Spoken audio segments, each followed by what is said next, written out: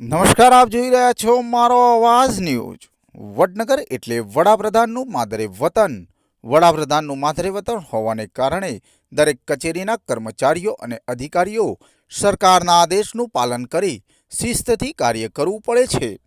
પરંતુ વડનગર તાલુકા પંચાયતની વાત કરીએ તો તાલુકા પંચાયતમાં ભાજપના નેતાઓ કે તાલુકા પંચાયતમાં ચૂંટાયેલા નેતાઓને કોઈ ગણતું નથી। વડનગર તાલુકા પંચાયતના કર્મચારીઓના આદેશ અનુસાર નેતાઓને અનુસરવું પડે છે।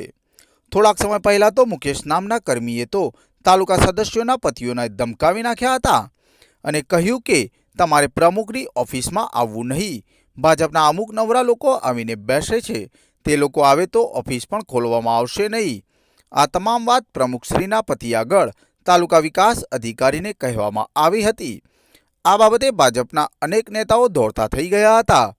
અરવિંદના વિરુદ્ધ રજૂઆત કરવા જિલ્લા પંચાયત જવાના હતા, પણ તાલુકા પંચાયતના સદસ્યની હવા નીકળી ગઈ હતી। આજ પાછું ફરીથી નેતાઓ અને હોદ્દેદારોની આબરૂના ધજાગરા ઉડ્યા છે। વડનગર તાલુકા વિકાસ અધિકારી સુશ્રી દેવપ્રિયાબાની બદલી પાટણ જિલ્લામાં આવેલ હારીજ ખાતે થયેલ, જે અનુસંધાને તેમના વિદાય સમારંભનું આયોજન કરવામાં આવ્યું।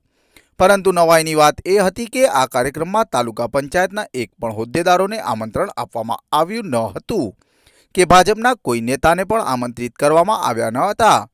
ભાજપના રાજમાં હવે કોનું ચાલે છે તે એક વિચારવા જેવો પ્રશ્ન છે।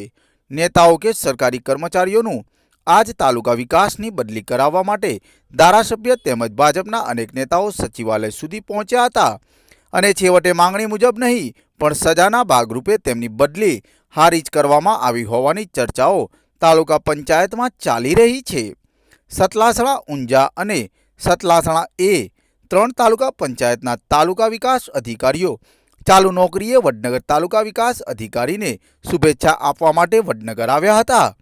વડનગર તાલુકા પંચાયત પ્રમુખે આ બાબતની જાણ ખેરાલુ પ્રાંત અને જિલ્લા વિકાસ અધિકારીને કરેલ છે। હવે જોવાનું એ રહ્યું કે જિલ્લા વિકાસ અધિકારી આ બાબતે શું કાર્યવાહી કરે છે।